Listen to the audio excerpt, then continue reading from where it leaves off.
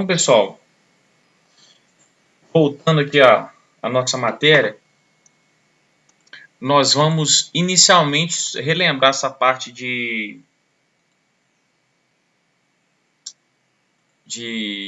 calorimetria que a gente fala, no qual a gente estudou o calor sensível, que é o que envolve aquela fórmula do Quimacete, tá?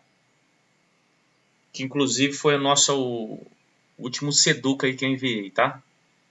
Foi essa parte de calorimetria, que tem aquela fórmula do Q igual a M vezes Czinho vezes ΔT. A gente vai corrigir as atividades dela semana que vem. E hoje a gente vai retomar a questão do calor latente que a gente trabalhou na aula passada, de uma forma bem rápida, mas teve algumas coisas que precisam de ser mais exploradas. E a parte de transferência de calor. Essa parte do calor latente a gente chama de mudança de fase, tá? Ela tem relação com a mudança de fase. Quais são as fases da matéria? É sólido, líquido, gasoso, essas coisas, tá? Então, lembrando, todo o calor que eu forneço a um corpo, digamos que esse calor vai provocar duas coisas. Um é alterar a temperatura. Quando o corpo recebe esse calor, ele faz dois tipos de coisas. Ele altera a temperatura ou ele altera o seu estado físico. Quando o calor recebido por um corpo vai alterando sua temperatura, nós chamamos isso aí de calor sensível.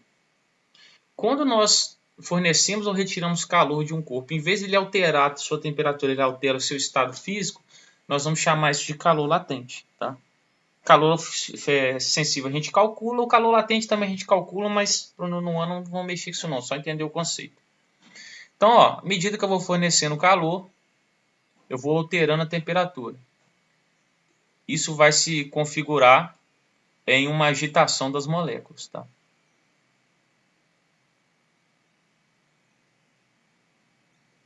E aí chega o momento que essas moléculas no estado sólido são onde elas vão possuir...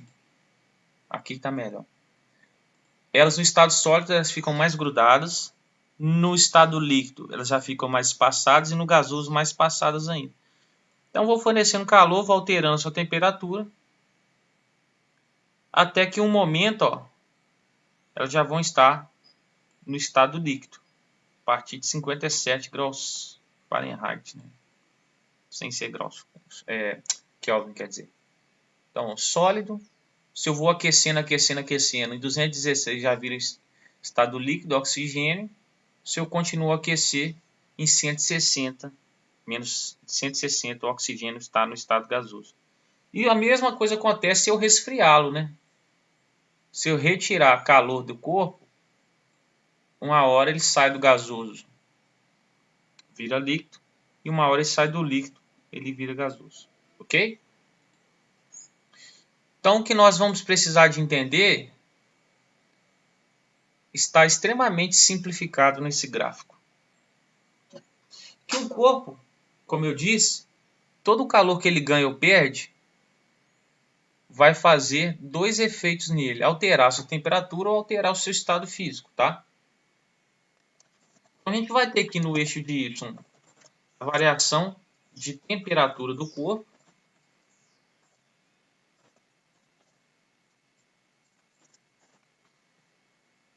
A gente tem esse gráfico que vai simbolizar isso. Aqui vai a variação de temperatura do corpo. E o Q seria o quê? A quantidade de calor recebida, né?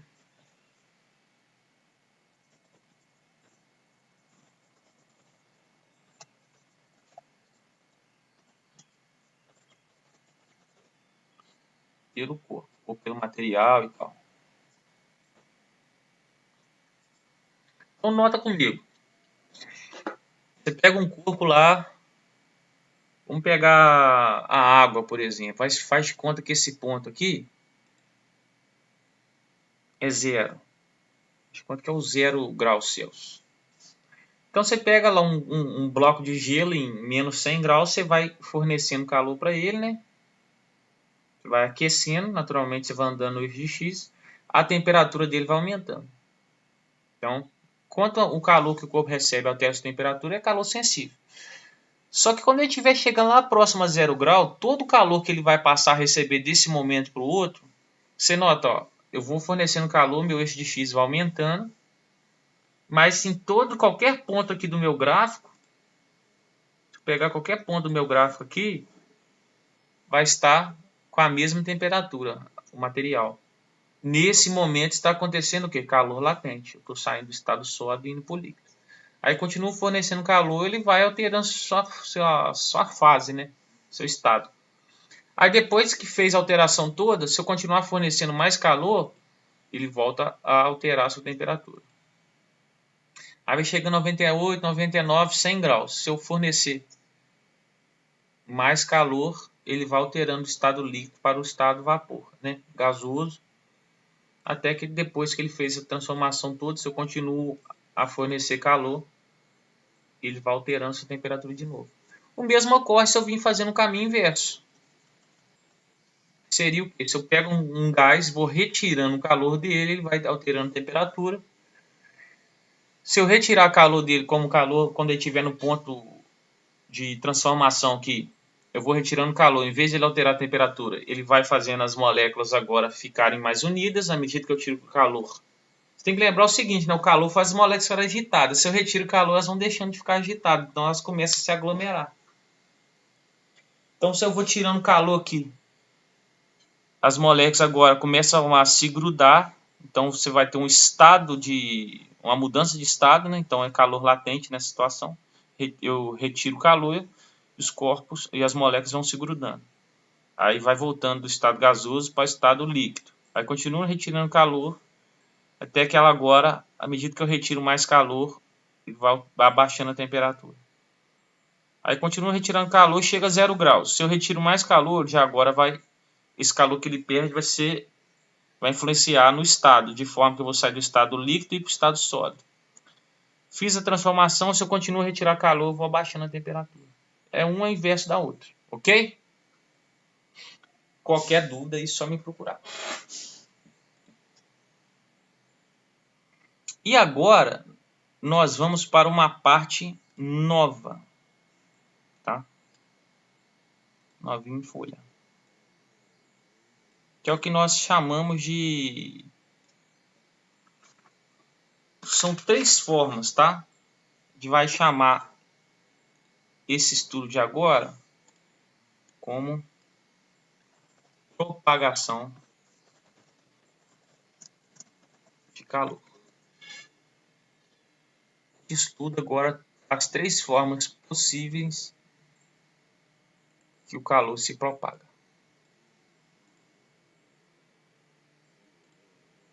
A primeira delas é a condução térmica.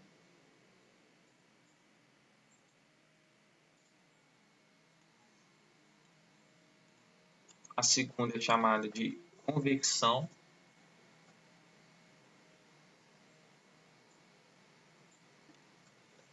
E a terceira é chamada de irradiação. Isso aqui influencia na nossa vida mais do que a gente imagina.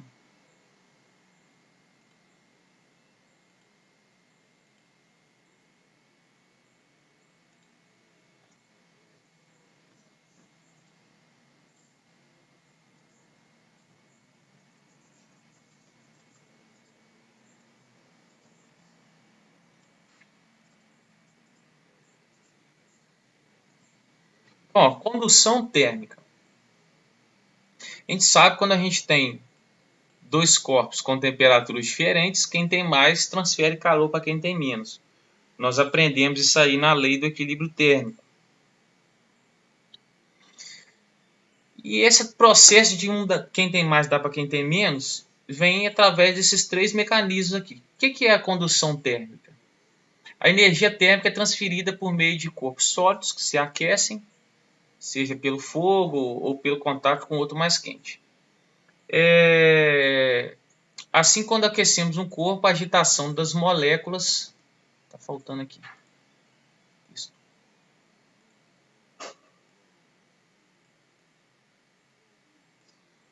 Então, assim, quando aquecemos um corpo sólido, a agitação das moléculas vai sendo transferida molécula a molécula. E assim, com o tempo, aquecemos o corpo todo.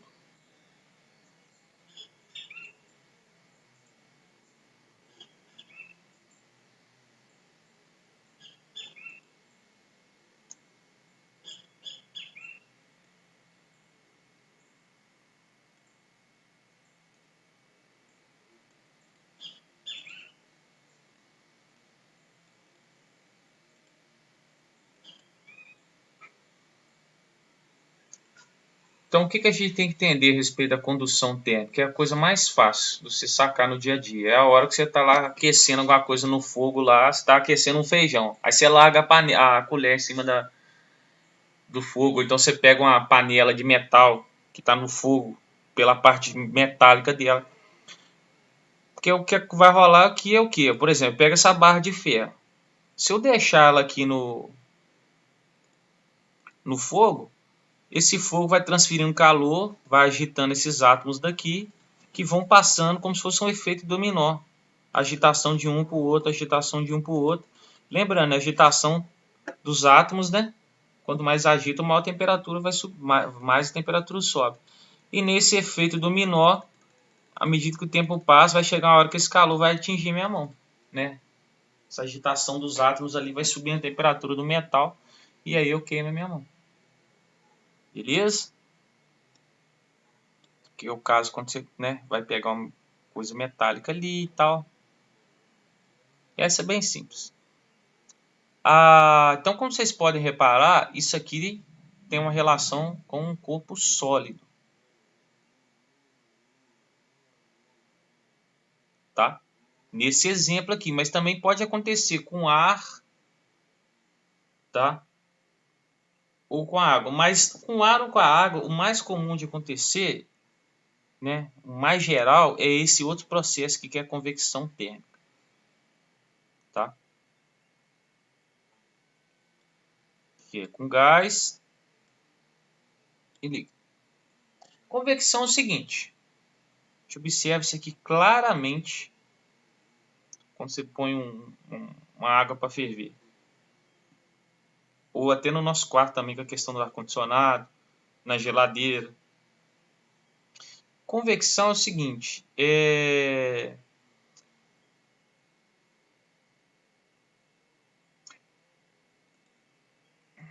eu ver aqui. Quais são as diferentes densidades do fluido mais quente e mais frio. Tá. Então vamos completar aqui a historinha.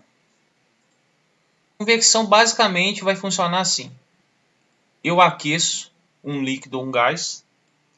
À medida que isso acontece, eles trocam a sua posição.